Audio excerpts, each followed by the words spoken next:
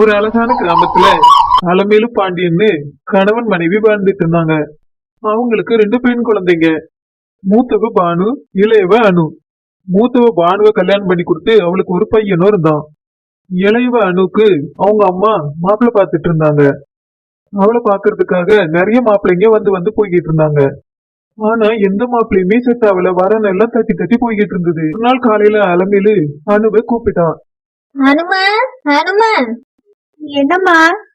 அனுமா, இன்னைக்கு உன்னைய பொண்ணு பாக்குறதுக்காக மாப்பிள்ளை வீட்டுக்காரங்க வராங்கம்மா. சீக்கிரமா குளிச்சு சேலை கட்டி ரெடி ஆகுமா. அம்மா, எனக்கு கல்யாணமே பிடிக்கலம்மா. எதுக்குமா இப்படி அடிக்கடி எனக்கு மாப்பிள்ளை பாக்குறீங்க? ஒரு மாப்பிள்ளை முன்னாடியே இப்படி வந்து ட்ரெஸ் பண்ணிட்டு நிக்கிறது கஷ்டமா இருக்குமா. இன்னைக்கு மாப்பிள்ளை வீட்டுக்காரங்க வர வேண்டாம்னு சொல்லுங்கம்மா. இங்க பாரு அனுமா, அப்படிலாம் சொல்லக்கூடாது. உன்னைய கல்யாணம் முடிச்சு கொடுத்தாதான் எனக்கும் அப்பாவுக்கும் நிம்மதி. அம்மா சொல்றது கேளுமா. நீ போய் குளிச்சுட்டு சாரி எல்லாம் கட்டி ரெடி ஆகுமா. அப்படின்னு அலமேலு சொன்னதும் அனு ரொம்ப வருத்தப்பட்டுக்கிட்டே உள்ள போனான். போனவ தன்னோட ரூம்ல உட்கார்ந்து அழுதுட்டு இருந்தான். எனக்கு இந்த கல்யாணமே பிடிக்கல. ஏன் அம்மா புரிஞ்சுக்கவே மாட்டாங்களோ தெரியல. எனக்கு கல்யாணத்துல இஷ்டம் இல்லைன்னு சொன்னாலும் வாரத்துக்கு ஒரு மாப்பிள்ளைய வர வச்சிடுறாங்க. என் மனசுல என்ன இருக்குன்னு அவங்களுக்கு தெரியுமா? என் மனசுல அவன் தான் இருக்கான். அவன் கூடதான் எனக்கு கல்யாணம் நடக்கணும் அப்படின்னு தனிமையா உட்கார்ந்து எழுதுகிட்டு இருந்தவ 15 வருஷத்துக்கு முன்னாடி இதே கிராமத்துல ஒரு பையன் இவளுக்கு ஃப்ரெண்டா இருந்திருக்கான். அப்போ இவளுக்கு வயசு 10, அவனோட வயசும் அதுதான். 2 பேரும் ஒரு கிளாஸ்ல படிச்சிருந்திருக்காங்க. திடீர்னு அந்த பையனோட அப்பாவுக்கு டிரான்ஸ்பர் ஆயிடுச்சுன்னு அவன் வெளியூருக்கு கிளம்புறான். அத அனு கிட்ட சொல்றதுக்காக வந்திருக்கான்.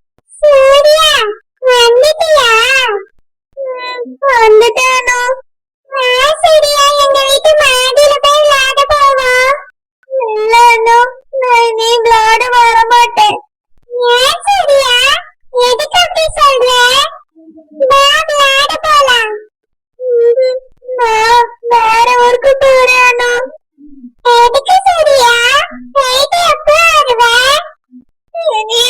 வரவே மாட்டேனோ. ஆமாண்ணா, எங்க அப்பாக்கு டிரான்ஸ்பர் ஆயிருச்சு. எங்க அப்பா வேற ஊர்ல வேலை செய்ய போறாங்க. அதனால எங்க மம்மி நாங்க எல்லாரும் போறோம். இனி நாங்க இங்க வரவே மாட்டோம். உன் கூட இனி நான் விளையாடவும் வர மாட்டேன் அப்படின்னு சூர்யா அதுகிட்ட சொன்னதும் அனு அழுக்க ஆரம்பிச்சிட்டா.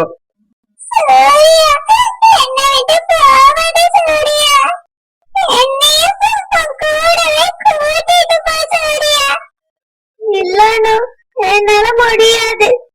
ஒன்னு கூட்டிட்டு போனா அம்மா திட்டுவாங்க. நான் போறேனோ.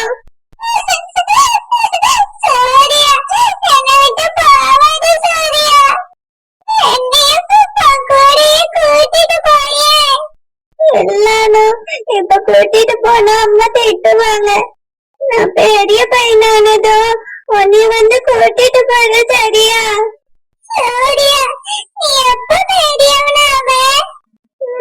சீக்கிரமா ஆயிருவேனா அப்படின்னு அந்த சின்ன பையன் சூர்யா அனு கிட்ட சொல்லிட்டு கிளம்பிட்டான்.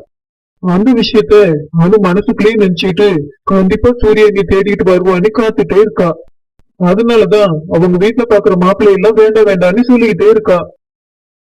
சூர்யா கண்டிப்பா என்ன தேடி வருவா. அவன் போகும்போது என்கிட்ட சொல்லிட்டு போனா, நான் பெரியவனானதும் உன்னைய வந்து கூட்டிட்டு போவேன்னு.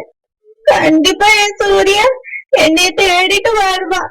நான் அவனுக்காக காத்துட்டு இருப்பேன் அப்படின்னு சொல்லி அனு அழுதுட்டு இருக்கும்போது அவளோட ஃப்ரெண்டு ரூமுக்குள்ள வந்தா.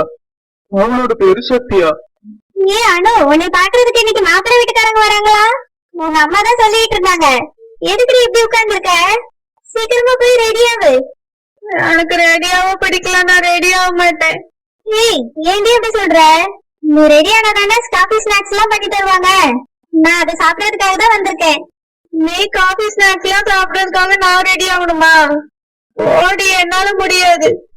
ஏய் வாடி, எழுந்துடுறீ, நானே உன்னை ரெடி பண்ணி விடுறேன். அப்படின்னு சொல்லி சத்யாவே அனுவை ரெடி பண்ணலாம்.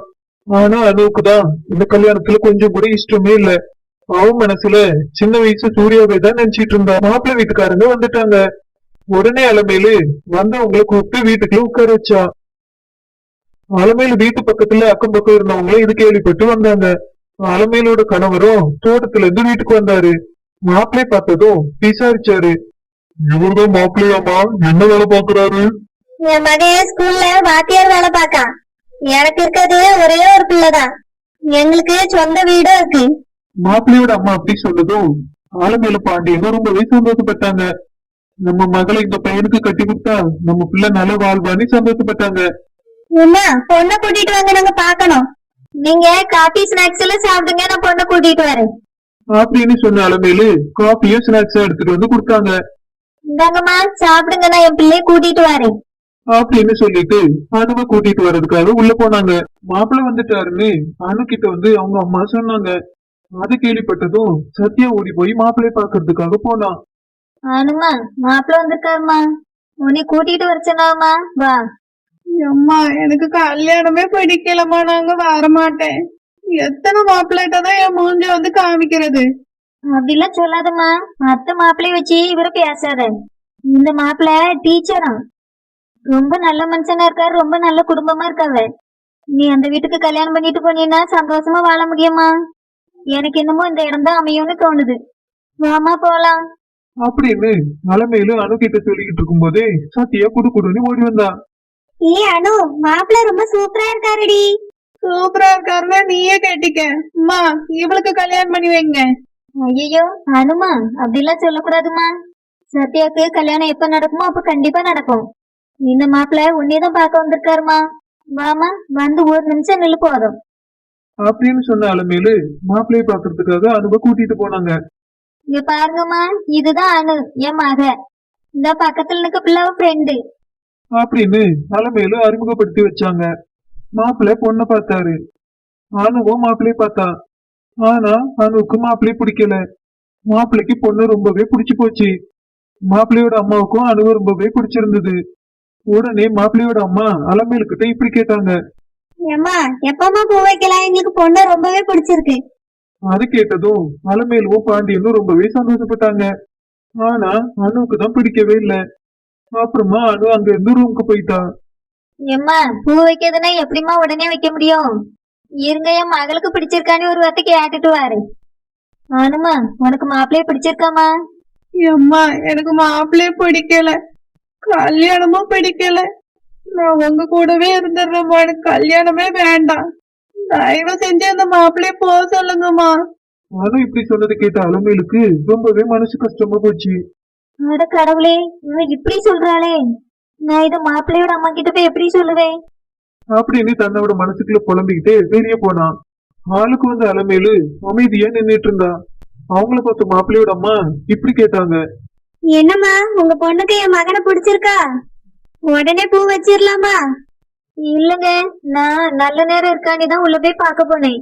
பூ வைக்கிற அளவுக்கு இன்னைக்கு நல்ல நாளும் இல்ல, நல்ல நேரமும் இல்ல.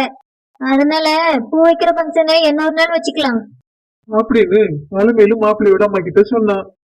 அதை கேட்ட மாப்பிள்ளையோட அம்மா, என்னம்மா வேண்டான்னு சொல்றதுக்கு பதிலா இப்படி சொல்றீங்களோ? என் பையனை உங்க மகளுக்கு பிடிக்கலையாமோ? ஐயோ அப்படியெல்லாம் இல்லம்மா, பூ வைக்கிறதுக்கு நல்ல நேரம் இல்ல, அதனாலதான் அப்படி சொன்னேன். அலமேலு அப்படி சொன்னதும் அவங்களுக்கு நம்பிக்கையே வரல. அதனால அங்க இருந்து கோவமாவே கிளம்பிட்டாங்க. அவங்க போனதும் அலமேலு பக்கத்துல இருந்த பாண்டியன் அலமேலு கிட்ட இப்படி கேட்டாரு. என்னமாச்சு? ஏன் அவங்க கிட்ட இப்படி சொன்னா? நம்ம பிள்ளைக்கு இஷ்டம் இல்லையோ? ஆமாங்க, அனுக்கு இந்த மாப்பிள்ளைய பிடிக்கலையா. வர மாப்பிள்ளை எல்லாம் இப்படிதான் வேண்டாம் வேண்டாம்னு சொல்லிட்டு இருக்கா. இது வரைக்கும் வந்த மாப்பிள்ளை எல்லாம் இவளை பிடிக்கலன்னு சொன்னாவ. ஆனா இப்போ இவளே எனக்கு மாப்பிள்ளை பிடிக்கலன்னு சொல்லிட்டா. இவளுக்கு வர மாப்பிள்ளை எங்கதான் இருக்கான்னு தெரியல. எனக்கு நம்ம அனுக்கு எப்ப கல்யாணம் நடக்கும்னு நினைச்சு மனசெல்லாம் கஷ்டமா இருக்குங்க. அப்படின்னு அலமேலு பாண்டியன் கிட்ட அவளோட வேதனையை சொல்லிக்கிட்டு இருந்தா. அக்கம் பக்கத்து வீட்டுக்காரங்களும் மாப்பிள்ளை வீட்டுக்காரங்க போனதும் அவங்கள எழுந்து போயிட்டாங்க. அனு சூர்யாவை நினைச்சு ரூம்ல உட்காந்து அழுதுகிட்டு இருந்தா. அனுக்கு பாக்குற மாப்பிள்ளை எல்லாம் இப்படி தட்டி கழிச்சு போகுதுன்னு சொல்லி அலமேலுவும் பாண்டியனும் புலம்பிட்டு இருந்தாங்க.